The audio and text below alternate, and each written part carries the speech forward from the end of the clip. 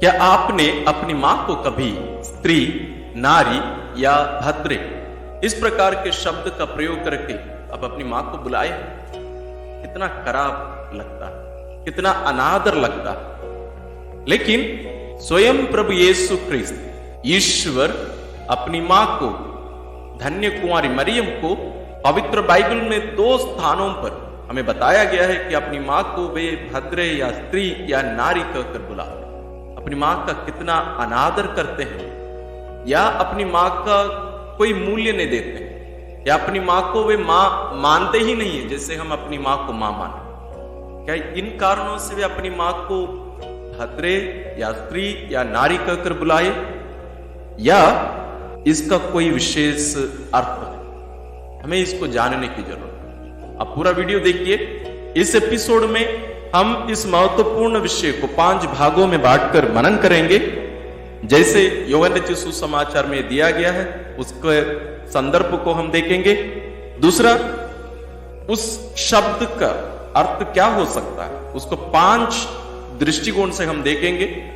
तीसरा, एक नई सृष्टि, संत यूहन्ना एक नई सृष्टि के बारे में यहां बता रहे हैं, उसके बारे में हम चर्चा करेंगे। कैसे संत यूहन्ना रचित सुसमाचार अध्याय 1 और 2 के प्रारंभ, शुरुआत और उत्पत्ति ग्रंथ का अध्याय 1, और उसके बाद एक हम महत्वपूर्ण बात पर मनन करेंगे, कैसे मां मरियम नई हेवा है, और अंतिम बिंदु में कैसे वो हमारी मां।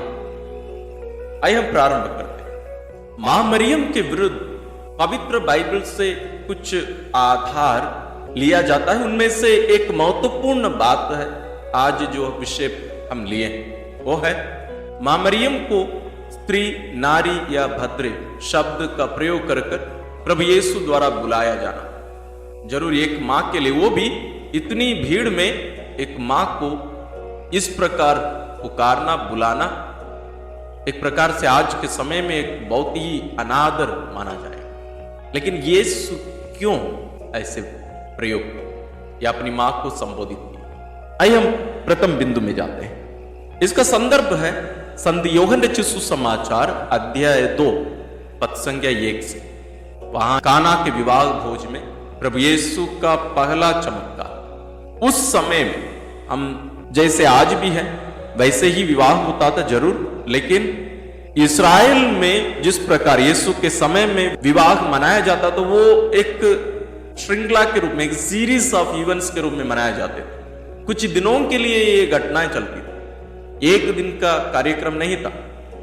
और वहां हम जानते हैं प्रभु यीशु, उनके शिष्य और प्रभु यीशु की मां वहां उपस्थित रहती। और एक तो बातें हमें बहुत ही ध्यान देने की यहां जरूरत है, वो है संत यूहन्ना रचित सुसमाचार अध्याय 2 पद संख्या 1 में संत यूहन्ना ये लिखते हैं, तीसरे दिन गलीलिया के काना में एक विवाह था, ईसा की माता वहीं थी। पद संख्या 2 में लिखा गया है, ईसा और उनके शिष्य भी विवाह में निमंत्रित थे। संत यूहन्ना प्रभु यीशु के बारे में सबसे पहले लिखने के बदले में उनकी मां के बारे में क्यों लिखते हैं? और वे भी ये भी नहीं कह रहे हैं कि वो निमंत्रित थी, ये लिखा जा रहा है ईसा की माता वहीं थी। और उसके बाद में प्रभु यीशु के बारे में संत यूहन्ना लिख रहे। मैं क्यों इस तुलना को लेकर आया? क्योंकि जब हम एक घटना के बारे में, जैसे मान लीजिए कहीं एक कार्यक्रम में एक प्रदेश के मुख्यमंत्री और कुछ मंत्रीगण निमंत्रित, न्यूज़पेपर में आपको न्यूज़ लिखना है, आप सबसे पहले किसके बारे में लिखेंगे? क्या आप मंत्री के बारे में लिखेंगे या मुख्यमंत्री के बारे में लिखेंगे? जरूर हम मुख्यमंत्री के बारे में लिखेंगे। लेकिन यूहन्ना मां मरियम के बारे में क्यों पहले लिखे? उसका एक विशेष कारण है, उसके बारे में हम आगे देखेंगे। जैसे हमारे समाज में भोजन एक विवाह में जितना महत्वपूर्ण है, वैसे वहां एक विवाह में दाखरस या अंगूरी बहुत ही महत्वपूर्ण एक अंश है। और एक विवाह वहां एक परिवार की ही केवल जिम्मेदारी नहीं थी, वास्तव में एक सामाजिक कार्यक्रम था। मतलब वो परिवार आस पड़ोस में रहने वाले या समाज के लोगों के साथ कितने प्रेम संबंध के साथ रहा करते थे, उसको एक विवाह प्रकट करता।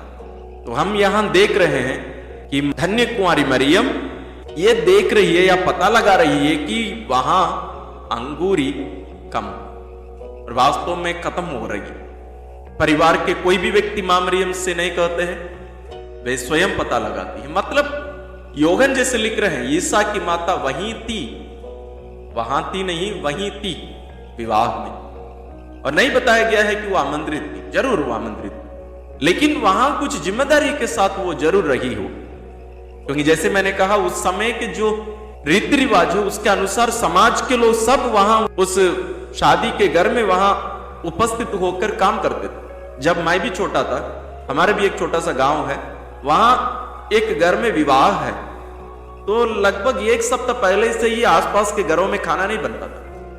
वहां उस घर में तैयारियां चलती थी, हम सभी वहां होते थे, और बड़े छोटे सब कोई उस घर में होते थे, सब मिलकर काम करते थे, सबकी जिम्मेदारी होती थी। उस घर में मान लीजिए चाकू नहीं है, क्योंकि सब्जी लोग स्वयं काटते थे आकर, किसी को वहां पैसा देकर या कहीं किसी को सौंपा नहीं जाता था काम, सब मिलकर गांव के लोग करते थे। तो उनके घर में कुछ भी चीज नहीं थी तो हम जाकर अपने घर से लेके आते थे। ये हर घर की कहानी यही थी।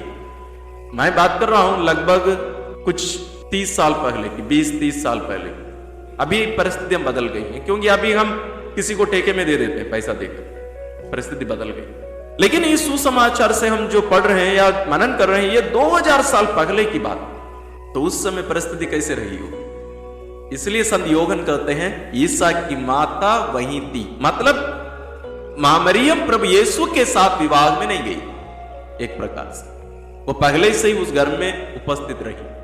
बात स्पष्ट। मतलब एक जिम्मेदारी वो लेकर आ रही है। हो सकता है मां मरियम वहां के घर की परिस्थिति को पूर्ण रूप से जानी है, क्योंकि वहां वे स्वयं उपस्थित रही हैं, और मां मरियम जानती थी कि उस कमी को एक ही व्यक्ति दूर कर सकता है, वह है उनका पुत्र स्वयं प्रभु यीशु ख्रिस्त। इसलिए मां मरियम प्रभु यीशु के पास आती, और प्रभु यीशु कहते हैं भद्रे, यानी स्त्री, इससे मुझको और आपको क्या, अभी तक मेरा समय नहीं आया है।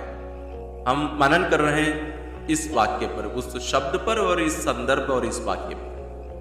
अब हम इस वाक्य को दूसरे बिंदु में ले जाकर हम मनन करते हैं। प्रभु यीशु जो वाक्य कहे या जो बात कहे मां मरियम के लिए, भद्रे यानी स्त्री, इससे मुझको और आपको क्या, अभी तक मेरा समय नहीं आया। क्या ये जो कथन है प्रभु यीशु का, क्या प्रभु यीशु मां मरियम को अनादर करते हुए प्रयोग किए? संत योहन रचित सुसमाचार अध्याय 4 पद संख्या 21 में हम देखते हैं प्रभु यीशु सामरी स्त्री से कहते हैं, नारी, मैं तुम्हें विश्वास दिलाता हूं कि वह समय आ रहा है जब तुम लोग ना तो इस पहाड़ पर पिता की आराधना करोगे और ना यरूशलेम में ही। सामरी स्त्री से बात करते समय भी उसको नारी कहकर बुला रहा, और यहां ये अनादर जैसे नहीं लगता। दूसरे जगह अध्याय 8 पद संख्या 10, एक व्यभिचारिणी जो पकड़ी जाती है उसको प्रभु यीशु के पास ले आते हैं। प्रभु यीशु जब उन लोग सब चले जाते हैं, उस स्त्री से कहते हैं, नारी, वे लोग कहां हैं? क्या एक ने भी तुम्हें दंड नहीं दिया? यहां भी प्रभु यीशु उस व्यभिचारिणी महिला नारी कहकर ही बुला रहे, और यहां भी उसको नीचा दिखाने के लिए या अनादर करने के लिए नहीं। तीसरा, प्रभु यीशु अपने पुनरुत्थान के बाद संत मरियम मगदलेना को दिखाई देते हैं, दर्शन देते हैं। अध्याय 20 पद संख्या 15 में वे कहते हैं, भद्रे, आप क्यों रोती हैं, किसे ढूंढती? ये 3 जगह पर योगन और भी जगह हो सकते हैं, लेकिन हम इन 3 संदर्भों को ले लेते हैं। क्या इन तीनों जगह पर आपको कहीं लग रहा है कि प्रभु यीशु अनादर करते हुए इन शब्दों का प्रयोग कर रहे हैं? नहीं लग रहा। लेकिन मैं ये जस्टिफाई नहीं कर रहा हूं, मैं ये नहीं कह रहा हूं कि प्रभु यीशु अपनी मां का अनादर नहीं कर रहे हैं, बल्कि ऐसे ही प्रयोग कर रहे हैं। नहीं, उस समय में इस शब्द का प्रयोग ऐसे किया जा सकता था, जैसे आजकल अंग्रेजी में हम कहते हैं लेडीज एंड जेंटलमैन। ये लोगों को संबोधित करने के एक तरीका है। जैसे महान लेखक शेक्सपियर और अन्य लोग भी जैसे अपने पुस्तकों में कैसे लिखते हैं, टू माई लेडी, मतलब वो प्यार से प्रयोग करने वाला भी एक शब्द था। जरूर जब हम इसको मां के लिए जब हम प्रयोग करते हैं, वो भी जैसे हम जिस संदर्भ में हम पढ़ रहे हैं, हम लोगों को लग रहा है कि एक अनादर, जरूर वो अनादर नहीं था, लेकिन इस संदर्भ में प्रभु यीशु क्यों नहीं कर रहे? एक विशेष कारण है, उस पर हम बाद में आएंगे। दूसरा एक कारण क्यों प्रभु यीशु अपनी मां का अनादर नहीं कर सकते, या ये जो शब्द का प्रयोग किया गया ये अनादर नहीं है, क्योंकि ग्रेको रोमन जो दुनिया थी उस समय असली में, यानी ग्रीस और रोम साम्राट, वहां वो वही एक सभ्यता बहुत ज्यादा प्रचलन में था उस समय। हमारे सभ्यता सब ज्यादा दुनिया को पता नहीं, हम लोग जो संदर्भ हम मनन कर रहे हैं उसमें हम जाते हैं। यह शब्द जरूर जैसे मैंने कहा स्त्रियों के लिए प्रयोग किया जा सकता था, आदर सम्मान के रूप में, अनादर के रूप में नहीं, आदर सम्मान के रूप में, लेकिन दूसरी महिलाओं के लिए, अपनी मां के लिए नहीं। कोई भी बेटा अपनी मां के लिए इस शब्द का प्रयोग नहीं कर सकता, वो भी ऐसे एक सामाजिक कार्यक्रम। तो हमें लगता है प्रभु यीशु अपनी मां का अनादर करने के लिए शब्द का प्रयोग किए? नहीं, कदापि नहीं। इसका विशेष कारण है, जैसे मैंने कहा, उसको बाद में हम देखेंगे। तीसरा, क्यों प्रभु यीशु ऐसे नहीं कर सकते? यहूदी धर्म ग्रंथ में लिखा है, मतलब हमारे पुराने विधान में लिखा है कि अपने माता पिता का आदर करना। यहां प्रभु यीशु यदि इस शब्द का उपयोग अनादर करते हुए अपनी मां को नीचे दिखाने के लिए प्रयोग किए, वो भले ईश्वर का पुत्र क्यों ना हो, स्वयं ईश्वर क्यों ना हो, वे स्वयं अपनी आज्ञा का उल्लंघन कर रहे हैं। यदि ये अनादर का शब्द है तो जरूर यह नहीं हो सकता था। यीशु ऐसे अपनी मां का अनादर नहीं कर सकते। चौथा कारण, क्यों ये शब्द अनादर के रूप में यीशु नहीं प्रयोग किए? जब प्रभु यीशु इस शब्द का प्रयोग करते हैं, या मां मरियम से, अपनी मां से जब वे कहे, भद्रे, इससे मुझको और आपको क्या, अभी तक मेरा समय नहीं आया। यदि मां मरियम को ये ठेस पहुंचता या उनको बुरा लगता, तो मां मरियम क्या करती? वहां से चुपचाप दुखी होकर उस घर को छोड़कर चली जाती, या उस जगह को छोड़कर चुपचाप कहीं कोने में जाके बैठ जाती। आप और मैं होते तो शायद वही करते, और जरूर मां मरियम भी वही करती यदि प्रभु यीशु अनादर के रूप में या गुस्सा करते हुए मां मरियम को इन शब्दों से संबोधित किए तो। लेकिन मां मरियम क्या करती है, देखिए, पद संख्या 5 में लिखा है, उनकी माता ने सेवकों से कहा, वे तुम लोगों से जो कुछ कहें वही करना। यहां उन्हें कोई दुख नहीं लगा, कोई बुरा नहीं लगा, लेकिन जो बात धन्य कुंवारी मरियम अपने पुत्र से कही कि उनके पास अंगूरी नहीं रह गई है, प्रभु यीशु धन्य कुंवारी मरियम को भद्र स्त्री कहकर संबोधित कर रहे हैं। यहां मां मरियम को भी कुछ ना कुछ बात समझ में आ रही, क्योंकि जब हम आगे मनन करेंगे शायद आप और बेहतर समझेंगे। ऐसा नहीं है कि मां मरियम कुछ भी नहीं जानती।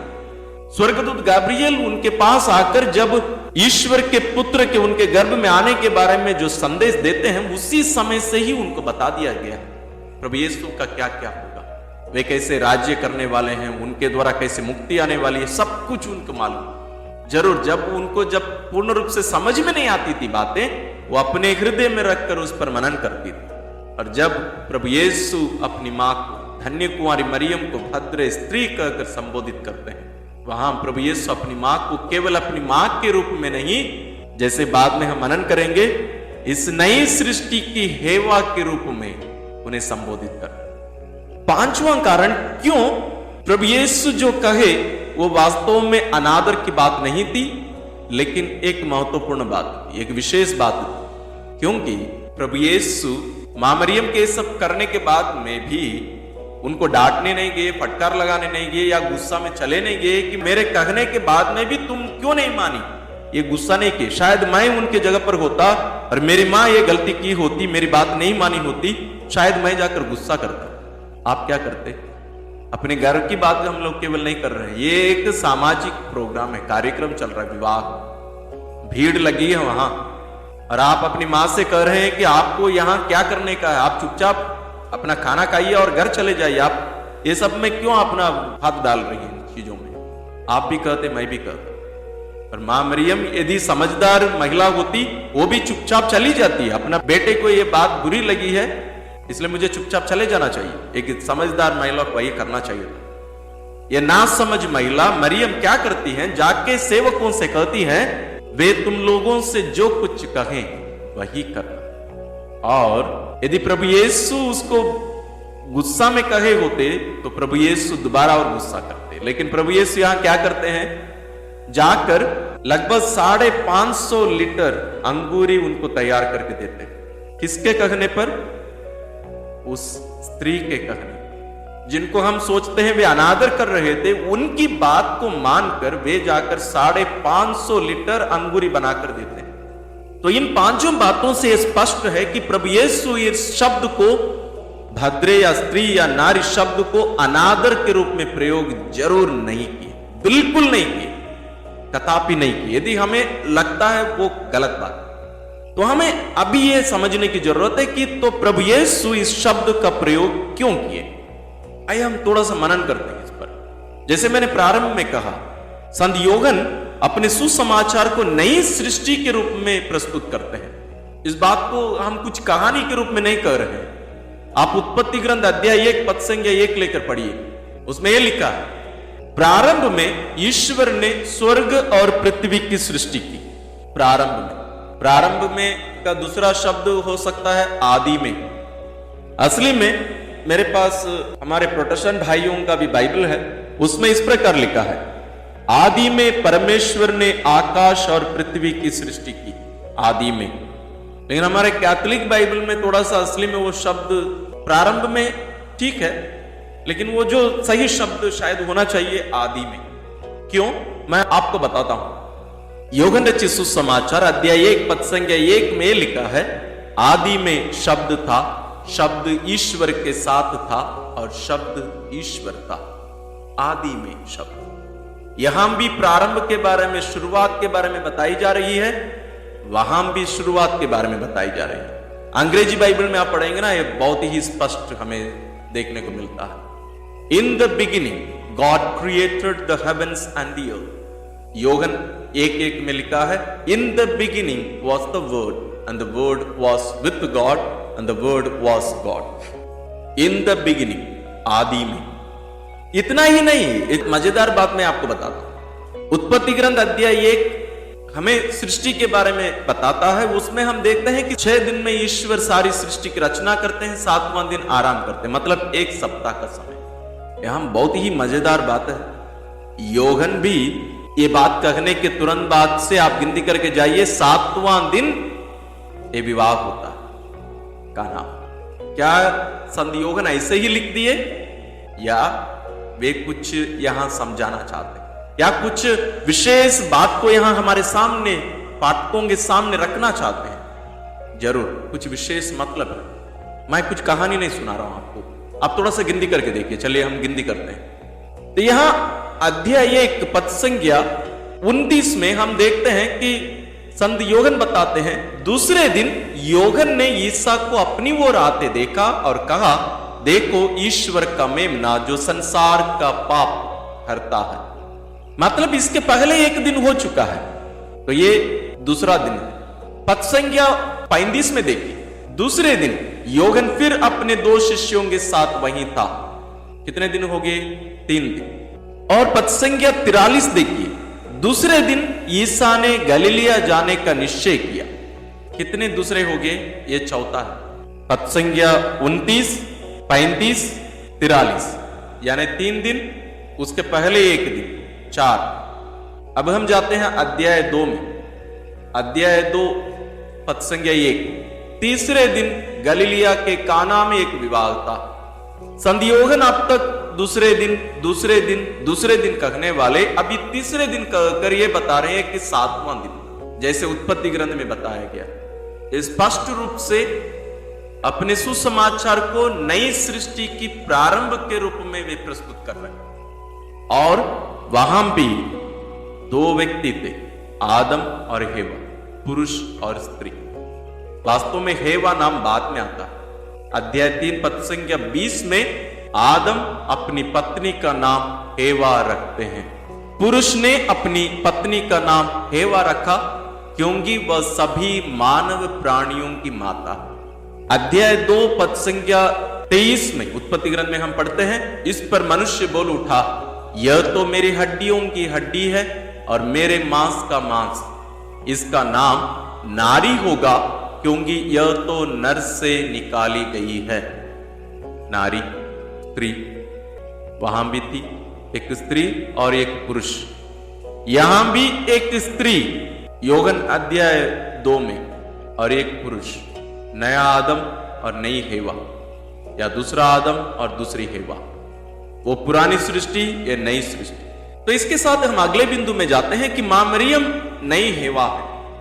मां मरियम नई हेवा है, इस पर हम इसके पहले कम से कम 2-3 वीडियोस बनाए अलग अलग संदर्भ में, जरूर उनको आप जरूर देखिएगा और बेहतर तरीके से आप उसको समझ पाएंगे, क्योंकि हम इसको विस्तार रूप से नहीं देखेंगे। जो बातें हम उत्पत्ति ग्रंथ में देखे, अध्याय 3 पद संख्या 20, अध्याय 2 पद संख्या 23, इन दोनों पद संख्याओं को रखकर हम यहां संत योहन रचित सुसमाचार अध्याय 2 पद संख्या 4 को पढ़ना। स्त्री या भद्रे, इससे मुझको और आपको क्या। इसमें और एक विशेष पद संज्ञा है, अध्याय 3 पद संज्ञा 20, पुरुष ने अपनी पत्नी का नाम हेवा रखा क्योंकि वह सभी मानव प्राणियों की माता है। कौन मानव प्राणियों की? पुरानी सृष्टि। और उस पुरानी सृष्टि का पतन हुआ, उस पतन होने के बाद उनका नाम हेवा रखा जाता है। यहां योहन रचित सुसमाचार में हम एक नई हेवा को देख रहे हैं, एक नए आदम को देख रहे हैं। उस पुरानी सृष्टि में दोनों का विवाह होता है, यहां दोनों का विवाह नहीं होता, लेकिन ये दोनों एक दूसरे की हड्डी और एक दूसरे के मांस। प्रभु यीशु मरियम का मांस और उन्हीं की हड्डी। जैसे वहां आदम और हेवा शरीर से जुड़े हुए थे पहले, मतलब हेवा आदम से निकाली गई थी एक प्रकार से, यहां हम देखते हैं मरियम को इस नई हेवा से आदम निकाला गया। और इसका महत्व हम थोड़ा और आगे देखेंगे। अध्याय 3 पद संख्या 15 में उत्पत्ति ग्रंथ में लिखा है, मैं तेरे और स्त्री के बीच, तेरे वंश और उसके वंश में शत्रुता उत्पन्न करूंगा। वह तेरा सिर कुचल देगा और तू उसकी एड़ी काटेगा। मैं तेरे और स्त्री के बीच, यानी शैतान और स्त्री। स्त्री कौन है? वो पुरानी सृष्टि की हेवा नहीं है, वो स्त्री। प्रभु यीशु उस बात को लेकर यहां अपनी मां को स्त्री कहकर संबोधित कर, हमें समझने की जरूरत है इस बात को। जो भविष्यवाणी मां मरियम के बारे में कही गई, मैं तेरे और स्त्री के बीच, तेरे वंश और उसके वंश में शत्रुता उत्पन्न करूंगा, यह ले जाता है हमें असली में एक महत्वपूर्ण बिंदु पर। जैसे मैं शुरुआत में कहा, प्रभु यीशु मां मरियम को 2 बार स्त्री कहकर संबोधित करते हैं, भद्रे कहकर संबोधित करते हैं। दूसरा है संत योहन रचित सुसमाचार अध्याय 19 पद संख्या 24 और 27 में ईसा ने अपनी माता को और उनके पास अपने उस शिष्य को जिससे वह प्यार करते थे देखा।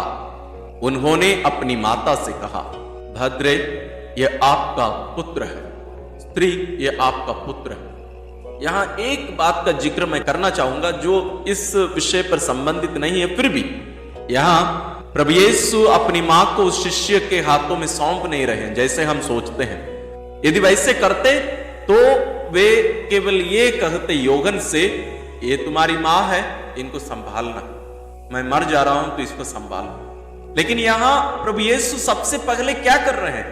अपनी मां के हाथों में उस शिष्य को दे रहे हैं। आप ध्यान दीजिएगा, सबसे पहले अपनी माता से कर रहे हैं, अपनी माता से कहा। योगन ये नहीं लिखते हैं कि वहां नाजरेत की मरियम खड़ी थी, नहीं, वे लिखते हैं अपनी माता को यीशु ने देखा, अपनी मां को उन्होंने देखा और कहते हैं, भद्रे ये आपका पुत्र है, आपका बेटा है, मां इसको संभालना जैसे तुम मुझे संभालती थी। इस नई सृष्टि की मां के रूप में उनको दर्जा देकर प्रभु यीशु अपनी मां को वहां खड़ा करते हैं और उसके बाद उस शिष्य से कहते हैं, ये तुम्हारी माता है। वास्तव में प्रभु यीशु धन्य कुमारी मरियम अपनी मां को योगन के हाथ में नहीं बल्कि योगन को मां मरियम के हाथ में सौंप रहे हैं। आप संदर्भ में पढ़िए, मनन करके पढ़िए, उसको ध्यान से पढ़िए, आपको ये बात समझ में आए। लेकिन बात यहां रुकती नहीं, हमें जाना पड़ेगा प्रकाशना ग्रंथ अध्याय 12, जो कि प्रकाशना ग्रंथ संत योगन द्वारा ही लिखा गया पुस्तक। उस पुस्तक में वे स्त्री के बारे में दोबारा और लिखेंगे। वो बहुत ही मजेदार और बहुत विशेष और जरूरी बात है, उसको भी हमें समझने की जरूरत है। अध्याय 12 पद संख्या 17, इस पर पंखदार सर्प को महिला पर बड़ा क्रोध हुआ और वह उसकी शेष संतान से युद्ध करने निकला, अर्थात उन लोगों से जो ईश्वर की आज्ञाओं का पालन करते और ईसा का दिया हुआ साक्ष्य सुरक्षित रखते। यानी इस पर पंखदार सर्प को महिला पर, स्त्री पर, भद्रे पर बड़ा क्रोध हुआ और वो क्या किया, उस महिला की शेष संतानों से लड़ने के लिए वो निकला। शेष संतान कौन है उस स्त्री की? आप और मैं, जिनको प्रभु यीशु क्रूस पर मरते समय जैसे योगन को उस मां को दिए, उसी प्रकार हम हर एक को अपनी मां के हाथों में दिए, इसलिए वो स्त्री कहलाती। प्रभु यीशु अपनी मां का अनादर नहीं करते हैं। हाँ, वास्तव में मुक्ति विधान में उनका जो विशेष स्थान है वो स्त्री के रूप में, जिसके बारे में स्वयं ईश्वर भविष्यवाणी कर दिए। कब? उत्पत्ति ग्रंथ में, मनुष्य के पतन के तुरंत बाद। ये वही नारी है, वही स्त्री। कौन?